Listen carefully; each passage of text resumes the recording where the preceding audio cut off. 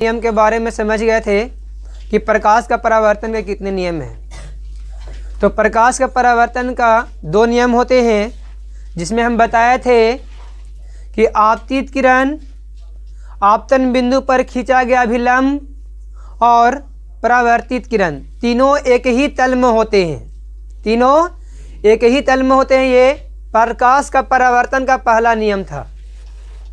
उसके बाद दूसरा होता है कि आपतन कोण और परावर्तन कोण आपस में बराबर होते हैं। अर्थात हम कह सकते हैं कि आपतित किरण अभिलंब के साथ जितना डिग्री कोण बना करके आती है, परावर्तित किरण उतना ही डिग्री कोण बनाकर अभिलंब के साथ गुजर जाती है। तो इसीलिए कहा जाता है कि आपतन कोण और परावर्तन कोण आपस में बराबर होते हैं। इसे हम लोग प्रकाश का परावर्तन का दूसरा नियम कहते हैं। यहाँ तक पढ़ने के बाद हम लोग समतल दर्पण के बारे में जानेंगे। समतल दर्पण क्या है? लेसन था प्रकाश का परावर्तन, जिसमें हम लोग प्रकाश का परावर्तन को अच्छे से समझ लिए थे। आज हम लोग को समझना है कि समतल दर्पण क्या है। तो हम बता दे रहे हैं कि वैसा दर्पण जिसका परावर्तक सतह बिल्कुल चिकना हो या समतल हो, उसे हम लोग समतल दर्पण कहते हैं। वैसा दर्पण जिसका परावर्तक सतह, जैसे में यहाँ पर ये है, तो जिस भाग में हम लोग कलाई कर देते हैं, पेंट कर देते हैं, उसके अपोजिट साइड वाला जो साइड होता है वो परावर्तक सतह हो जाता है। कांच का वह टुकड़ा जिसका एक भाग कलाई किया जाए या कलाई किया हुआ रहे या रचित किया हुआ रहे, तो उसे हम लोग दर्पण कहते हैं। क्या कहते हैं? दर्पण कहते हैं। कलाई करना डेट मीन्स पेंट करना। तो यहाँ पर जब इसको हम कलाई कर देते हैं, तो इस शीशा में जब नीचे की ओर पेंट किए तो ऊपरी वाला सतह क्या हो गया? परावर्तक सतह हो गया। अगर हम ऊपर वाला सतह को रचित किए होते तो नीचे वाला सतह मेरा होता परावर्तक सतह। तो यहाँ पर देख रहे हैं कि ये जो है बिल्कुल इसका परावर्तक सतह प्लेन है। प्लेन है ना? तो इस दर्पण को हम लोग बोलेंगे समतल दर्पण। क्या बोलेंगे? समतल दर्पण। तो कल हम बताए थे कि प्रकाश का परावर्तन का सबसे अच्छा परावर्तक सतह समतल दर्पण का होता है। किसका होता है? तो समतल दर्पण का होता है। प्रकाश का परावर्तन का सबसे अच्छा परावर्तक सतह क्या होता है? समतल दर्पण होता है। अब यहाँ पर हम लोग बताए थे कि जितना डिग्री कोण बनाकर आती है उतना डिग्री कोण बना करके चली जाती है। तो यहाँ पर एक क्वेश्चन हो जाएगा कि यदि समतल दर्पण में प्रकाश की किरणें लंबवत आती है तो परावर्तन के बाद किस तरह से वो परावर्तित होगी, मैंने लौट जाएगी। क्वेश्चन है कि यदि समतल दर्पण में प्रकाश किरणें लंबवत होती हुई आती है, यानी अभिलंब के साथ आती है, तो परावर्तित के बाद वो किस प्रकार से लौटेगी, इसको हम लोग समझेंगे। तो सपोज कि ये हम लोग जानते हैं कि ये समतल दर्पण है। समतल दर्पण है और बोल रहा है कि समतल दर्पण पर लंबवत आने वाली प्रकाश किरणें। तो मान लीजिए कि ये समतल दर्पण है, ये लंबवत आ रही है किरणें, लंबवत आने वाली किरणें। तो आने वाली किरणों को हम लोग क्या बोलते हैं? आपतित किरण बोलते हैं। क्या बोलते हैं? आपतित किरण। और आपतित किरण जिस बिंदु पर आकर टकराती है उसको क्या बोलते हैं? आपतन बिंदु बोलते हैं। बोलते हैं ना? तो यहां पर इस तरह से जब आपतन बिंदु पर आ रही है लंबवत, तो आपतन बिंदु पर क्या खिंचाएगा? लंब खिंचाएगा ना जी। तो देख रहे हैं यहाँ पर कि अभिलंब के साथ ये आ रहा है, तो अभिलंब के साथ ये 0 डिग्री कोण बनाए हुए हैं। आपतित किरण अभिलंब के साथ कितना डिग्री कोण बनाए हुए हैं? और प्रकाश के परावर्तन का दूसरा नियम में क्या जानते हैं हम लोग कि आपतन कोण और परावर्तन कोण आपस में क्या होता है? तो जब ये आपतित किरण अभिलंब के साथ 0 डिग्री कोण बना करके आ रही है, तो परावर्तन के बाद अभिलंब के साथ 0 ही डिग्री कोण बना करके लौट भी जाएगी। लौटेगी ना? तो अर्थात हम यहाँ पर बोल सकते हैं कि समतल दर्पण पर लंबवत पड़ने वाली प्रकाश की किरणें जिस पथ से आती है उसी पथ पर लौट जाती है। जिस पथ से आती है उसी पथ पर लौट जाती है। क्योंकि यहाँ हम देख रहे हैं कि आपतित किरण और अभिलंब के बीच में 0 डिग्री का कोण बन जा रहा है। तो परावर्तित किरण और अभिलंब के बीच में भी तो 0 डिग्री कोण बनना चाहिए, क्योंकि हम लोग को पता है प्रकाश के परावर्तन का दूसरा नियम से कि आपतन कोण और परावर्तन कोण आपस में क्या होते हैं, बराबर। तो यहाँ पर आपतन कोण की अगर बात कही जाए तो आपतन कोण का मान कितना आ रहा है, 0 आ रहा है। तो परावर्तन कोण का मान भी कितना होगा, तो परावर्तित किरण, ये जो हुआ परावर्तित किरण, यानी आपतित किरण जिस पथ से आई उसी पथ पर ये क्या हुआ, लौट गया। तो किसी भी दर्पण में अगर प्रकाश की किरणें लंबवत आती है तो दर्पण से परावर्तन के बाद उसी पथ पर वापस लौट जाती है। ये हम लोग समझ गए अच्छे से। अब यहां पर हम लोग ये तो समतल दर्पण के बारे में समझ गए कि लंबवत पड़ने वाले प्रकाश की किरणें दर्पण से परावर्तन के बाद उसी पथ पर लौट जाती है जिस पथ से आती है। अब आगे हम लोग प्रतिबिंब पढ़ेंगे। प्रतिबिंब होता क्या है, प्रतिबिंब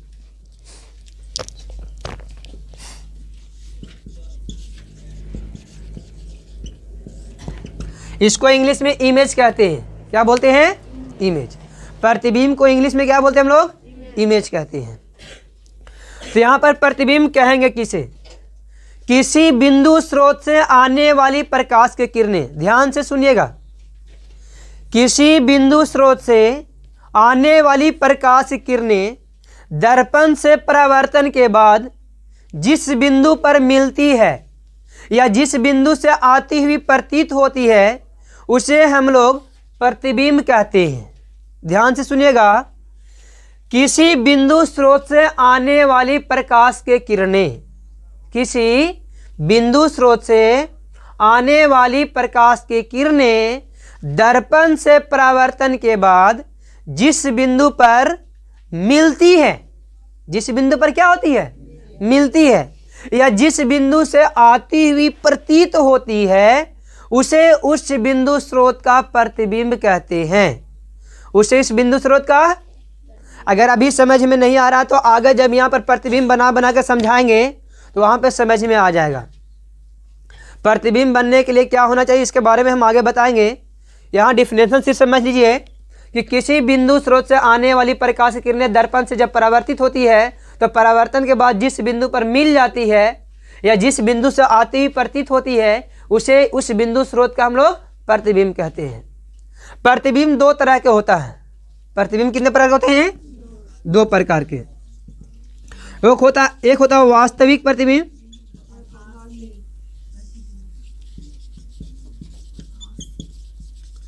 और एक होता है आभासी प्रतिबिंब।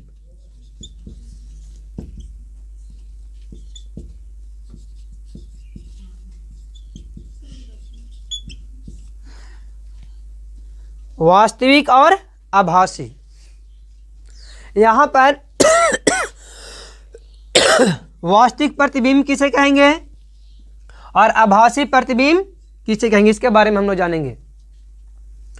तो वास्तविक प्रतिबिंब किसी बिंदु स्रोत से आने वाली प्रकाश की किरणें दर्पण से परावर्तन के बाद जिस बिंदु पर वास्तव में मिल जाती है, जिस बिंदु पर वास्तव में मिल जाती है उसे उस बिंदु स्रोत का वास्तविक प्रतिबिंब कहते हैं। क्या कहेंगे, फिर से ध्यान से सुनिएगा, किसी बिंदु स्रोत से आने वाली प्रकाश की किरणें दर्पण से परावर्तन के बाद जिस बिंदु पर वास्तव में मिलती है तो उसे उस बिंदु स्रोत का वास्तविक प्रतिबिंब कहते हैं।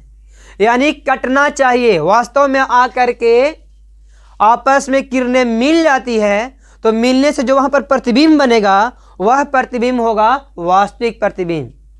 क्या होगा, और वास्तविक प्रतिबिंब हमेशा उल्टा होता है, वस्तु की अपेक्षा क्या होता है, उल्टा होता है। जहां पे आप वास्तविक प्रतिबिंब देखिएगा वहां पर यह प्रतिबिंब उल्टा होगा। क्या होगा जी, मानो इस तरह से पेन रखा हुआ है तो पेन देखो प्रतिबिंब ऐसा बनेगा, अगर ऐसे रहेंगे तो प्रतिबिंब इसका इस तरह से बनेगा। समझ में आया ना, उल्टा का मतलब ये हुआ, नीचे वाला हिस्सा ऊपर दिखाई देगा और ऊपर वाला हिस्सा नीचे दिखाई देगा, है ना। अब यहाँ पर हम लोग समझेंगे आभासी प्रतिबिंब क्या है। आभासी प्रतिबिंब क्या है? किसी बिंदु स्रोत से आने वाली प्रकाश की किरणें, किसी बिंदु स्रोत से आने वाली प्रकाश की किरणें जिस बिंदु पर आती हुई प्रतीत होती है, वास्तविकता में यह मिलता नहीं है, लगता है कि वहां से आ रहा है ना, तो यह प्रतीत होना कहलाता है। क्या कहलाता है? तो आती हुई प्रतीत होती है तो उसे उस बिंदु स्रोत का काल्पनिक या आभासी प्रतिबिंब कहते हैं। इसको काल्पनिक भी बोलते हैं, काल्पनिक या आभासी प्रतिबिंब। ठीक है, आभासी और काल्पनिक एक ही प्रतिबिंब को कहा जाता है, ये अलग अलग नहीं है। ठीक है ना? तो आभासी प्रतिबिंब या काल्पनिक प्रतिबिंब का डिफिनेशन फिर सुन लीजिए। किसी बिंदु स्रोत से आने वाली प्रकाश की किरणें दर्पण से परावर्तन के बाद जिस बिंदु से आती हुई प्रतीत होती है उसे उस बिंदु स्रोत का काल्पनिक या आभासी प्रतिबिंब कहते हैं। उसे उस बिंदु स्रोत का काल्पनिक या आभासी प्रतिबिंब कहते हैं। तो इस तरह से हम लोग काल्पनिक प्रतिबिंब भी पढ़ लिए। एक बात और है कि काल्पनिक प्रतिबिंब वस्तु की अपेक्षा हमेशा सीधा होता है। काल्पनिक प्रतिबिंब हमेशा वस्तु की अपेक्षा क्या होता है? सीधा होता है। और ये दर्पण के पीछे बनता है, ये दर्पण के आगे बनता है। जब हम पढ़ाएंगे वास्तविक प्रतिबिंब और काल्पनिक प्रतिबिंब में अंतर तो हम बता देंगे। ठीक है, कि आभासी प्रतिबिंब और काल्पनिक प्रतिबिंब में अंतर आगे पढ़ना है। तो यहाँ पर ये दोनों समझ में आ गया होगा, काल्पनिक प्रतिबिंब भी और वास्तविक प्रतिबिंब भी। अब हम लोग पढ़ेंगे समतल दर्पण द्वारा प्रतिबिंब का बनना। समतल दर्पण द्वारा प्रतिबिंब का बनना।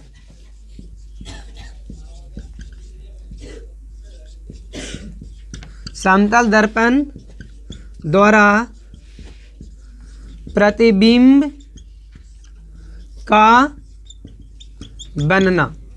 समतल दर्पण में प्रतिबिंब कैसे बनता है इसके बारे में हम लोग जानेंगे। तो देखिए, मान लीजिए कि ये समतल दर्पण है इस प्रकार से। ठीक है, सॉरी और ऊपर कर देते हैं इसको। मान लो ये समतल दर्पण है और यहां पर कोई वस्तु ऐसे रखा हुआ है। ठीक है, समतल दर्पण में आप लोग समतल दर्पण सब लोग देखे होंगे। हम लोग डेली सुबह शाम मतलब सुबह सुबह तो जरूर ही आईना के सामने खड़ा होते हैं ना, तो आईना ही समतल दर्पण है। आईना ही क्या है? तो जो बात आप पर डे देख रहे हैं उस बात को यहाँ बताइए कि ऐसा घटना घटता या नहीं आपके साथ। तो मान लीजिए कि यहाँ पर कोई वस्तु है खड़ा इस प्रकार से, तो इस पर प्रतिबिंब कैसे बनेगा? तो सबसे पहले हम बताए थे कि मान लीजिए यहाँ से प्रकाश, ये क्या प्रकाश स्रोत है, यहाँ से प्रकाश आई इस तरह से आई है। ठीक है, तो ये वाला आपतित किरण है, ये आपतित किरण यहाँ से आई और यहाँ पर क्या हो जाएगा? अभिलंब होगा। तो जितना डिग्री कोण बनाकर आई उतना डिग्री कोण बनाकर क्या हो जाएगा? ये लौट जाएगा। ये इन होगा। प्रकाश के परावर्तन के नियम के हिसाब से ये जितना डिग्री कोण बनाकर इसके साथ आया उतना डिग्री कोण बना करके लौट जाएगा। तो देखिए यहाँ पर परावर्तित किरण ई हो गया। और एक और है कि इस पर लंबवत अगर प्रकाश की किरण आती है, कैसे आती है? लंबवत आती है, तो परावर्तन के बाद तो इसी पथ पर वापस लौट जाएगी। तो क्या ये दोनों आपस में कभी मिलेगा? अगर इसको हम ऊपर की ओर बढ़ाते जाए ऐसे और इसको इस साइड ले जाए हम, तो क्या ये दोनों लग रहा है कि ऊपर में कभी मिलेगा? नहीं मिलेगा। तो देखिए, अगर ये दोनों आपस में वास्तविकता में मिल जाता तभी बनता है वास्तविक प्रतिबिंब। तभी क्या बनता है? तो ये दोनों अब कभी आपस में मिलने वाले, हम जैसे जैसे इसको ऊपर ले जा रहे हैं वैसे वैसे ये दोनों के बीच की दूरी देखिए, यहाँ पर कुछ और था, यहाँ पर कुछ और हो गया, यहाँ पर कुछ और बढ़ते जा रहा है। जैसे जैसे इसको हम ऊपर करते जाएंगे वैसे वैसे इन दोनों के बीच का डिस्टेंस बढ़ते जाएगा। तो हम कह सकते हैं कि ये दोनों कभी भी आपस में नहीं मिलेंगे। तब क्या होता है? ये प्रकाश अगर देखा जाए तो लग रहा है कि इधर से आ रहा है, अगर यहाँ से देखेंगे तो ना लग रहा कि, क्योंकि हम लोग जानते हैं कि प्रकाश जो होता है सीधी रेखा में गमन करती है, तो ये वाला प्रकाश ऐसा लग रहा है ना कि यहाँ से आ रहा है कि नहीं, सीधा हो रहा है कि नहीं हो रहा है। और ये प्रकाश जो ऊपर जा रहा है लग रहा है कि इधर से आ रहा है, हो रहा है ना। तो कहाँ मिला, दोनों यहाँ पर मिला। तो ये जो मिला वास्तविक मिला है, ये मिलता हुआ प्रतीत हो रहा है। मिलता हुआ क्या हो रहा है, लग रहा है कि ये वाला जो प्रकाश है ऊपर जो जा रहा है इधर से जा रहा है, और ये प्रकाश जो जा रहा है इधर से जा रहा है। तो इधर से आते ही प्रतीत होकर यहाँ पर मिले ना, तो इसी को मिलने से जो प्रतिबिंब बनेगा, यह प्रतिबिंब जो है, देखो यहाँ पर ये वस्तु का प्रतिबिंब जो बनेगा, यह प्रतिबिंब क्या होगा, काल्पनिक प्रतिबिंब होगा। क्या होगा, और काल्पनिक प्रतिबिंब हमेशा दर्पण के पीछे, तो दर्पण के आगे खड़ा था, ये दर्पण के पीछे बना ना। और काल्पनिक प्रतिबिंब वस्तु की अपेक्षा सीधा होता है। कैसा होता है, जब आप आईना के सामने खड़ा होते हैं, बाल झाड़ते हैं, तो क्या पैर ऊपर दिखाई देता है, नहीं ना, क्या दिखाई देता है, सर ही ना। तो हम जिस तरह से खड़ा होते हैं उसी तरह से मेरा प्रतिबिंब बनता है। लेकिन इसमें भी एक परावर्तन होता है, इसमें भी एक परावर्तन होता है, ये कि जब हम दायां हाथ उठाते हैं तो लगता है कि बायां हाथ उठा रहे हैं, अब बायां हाथ उठाते हैं तो लगता है कि दायां हाथ उठाते हैं। तो ये भी एक घटना है जिसको हम लोग पार्श्व परिवर्तन कहते हैं। क्या बोलते हैं, उसके बारे में आगे पढ़ेंगे। तो ये समतल दर्पण द्वारा जो प्रतिबिंब बन रहा है, अगर ये दोनों वास्तविकता में आपस में कट जाते हैं, तब उस स्थिति में वास्तविक प्रतिबिंब बना होता। क्या बना होता, लेकिन हम देख रहे हैं कि ये कभी भी आपस में मिलने वाला नहीं है। कभी भी आपस में ये मिलने वाला है क्या, नहीं है। जैसे जैसे ऊपर की ओर हम सोचेंगे कि इसको मिलाने की कोशिश करते हैं, तो देख रहे हैं डिस्टेंस बढ़ते जा रहा है, तो कभी भी आपस में मिलेगा। तब इसको क्या करते हैं, इधर से आता हुआ प्रतीत कराया जाता है। तो हम देख रहे हैं कि प्रतिबिंब यहाँ पर बन रहा है, और ये प्रतिबिंब वास्तविक नहीं है। जब कोई भी प्रतिबिंब को डॉट डॉट के द्वारा दिखाया जाएगा, तो आप बेहिचक बोलिए कि वह प्रतिबिंब काल्पनिक होगा। वह प्रतिबिंब क्या होगा, अगर डॉट डॉट लाइन द्वारा आपको दिखाया जाएगा कभी भी, तो आप कहिएगा वहाँ पे कि ये प्रतिबिंब जो है वो क्या है, क्योंकि डॉट डॉट कहने का मतलब क्या है कि प्रकाश वास्तविक में से थोड़ी आया है, ये तो आता हुआ प्रतीत न हो रहा है। ये वास्तविक में प्रकाश यहाँ से आया है, प्रकाश तो यहाँ से आया था, ये प्रकाश जो यहाँ से आया है कि यहाँ से आया है, लेकिन आता हुआ हम लोग प्रतीत कर रहे हैं। आता हुआ क्या कर रहे हैं, जब प्रतीत होता है तो उसको काल्पनिक कहते हैं। क्या बोलते हैं, हम कल्पना ना कर रहे हैं, हम कल्पना ना कर रहे हैं कि प्रकाश यहाँ से आ रही है, ऐसे आई थोड़ी वास्तविक में, नहीं ना, तो कल्पना कर रहे हैं, इसलिए इसको काल्पनिक प्रतिबिंब कहते हैं। क्लियर हो गया, कोई डाउट है किसी को, नहीं है। तो इस प्रकार से हम समतल दर्पण द्वारा प्रतिबिंब बनाएंगे। अब इसका समतल दर्पण द्वारा बने प्रतिबिंब की विशेषताएं क्या है, अब इसका कुछ विशेषताएं हैं जो हम इधर बता रहे हैं, ध्यान से सुनिएगा। पहला विशेषता, इसको यहां देखिए, विशेषताएं समतल दर्पण द्वारा बने प्रतिबिंब की विशेषताएं। पहला है, ध्यान से सुनिएगा, प्रतिबिंब और वस्तु की दूरी दोनों बराबर होती है। जितना दूर प्रतिबिंब से हम जितना आगे खड़ा रहेंगे, जितना दूर खड़ा रहेंगे दर्पण से, हम जितना आगे खड़ा रहेंगे प्रतिबिंब दर्पण के पीछे उतना ही दूर बनता है। बनता है कि नहीं बनता है। आप लोग आईना के सामने खड़ा होते हैं तो जितना दूर जाते हैं उसे प्रतिबिंब पीछे जाता रहता है, पीछे भागते जाता है, और जितना हम नज़दीक उससे सटते जाते हैं वह इतना नज़दीक प्रतिबिंब भी आते जाता है। तो प्रतिबिंब की दूरी और वस्तु की दूरी दोनों आपस में क्या होते हैं, बराबर होते हैं। दोनों आपस में क्या होते हैं, पहला पॉइंट।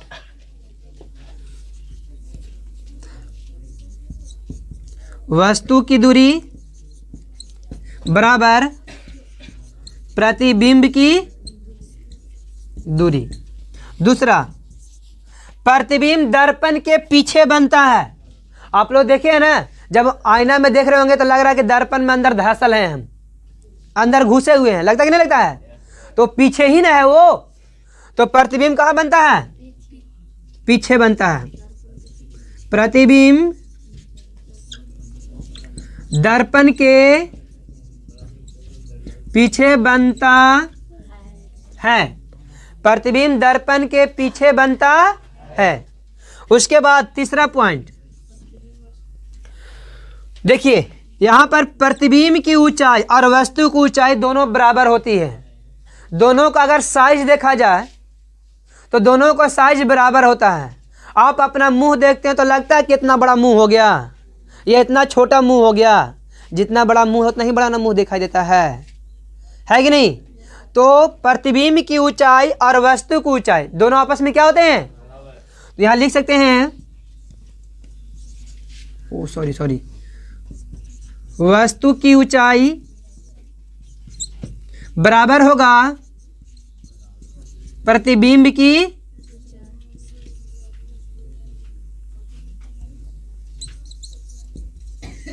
ऊंचाई। चौथा पॉइंट, यह पार्श्विक रूप से उल्टा होता है। पार्श्विक रूप से उल्टा कहने का मतलब क्या हुआ कि जब हम किसी समतल दर्पण के सामने खड़ा होते हैं तो दायां वाला भाग या दायां वाला हिस्सा कोई भी पार्ट्स बायां वाला महसूस होता है और बायां वाला शरीर का कोई भी पार्ट्स दाहिना महसूस होता है। तो इसी घटना को पार्श्व परिवर्तन कहते हैं। जैसे में आप लोग कंघी लेते हैं और कंघी से बाल को झाड़ते हैं तो बाल को झाड़ने पर लगता है ना कि दायां हाथ से झाड़ता, लग रहा है बायां से झाड़ रहे हैं। लगता है कि नहीं लगता है? ऐसा लगता है ना। और बायां से किसी चीज़ को पकड़ ले रहिएगा तो सामने से देखने पर लगता है कि नहीं दाहिना हाथ से हम पकड़े हुए है ना। चौथा क्या बोले? पार्श्विक रूप से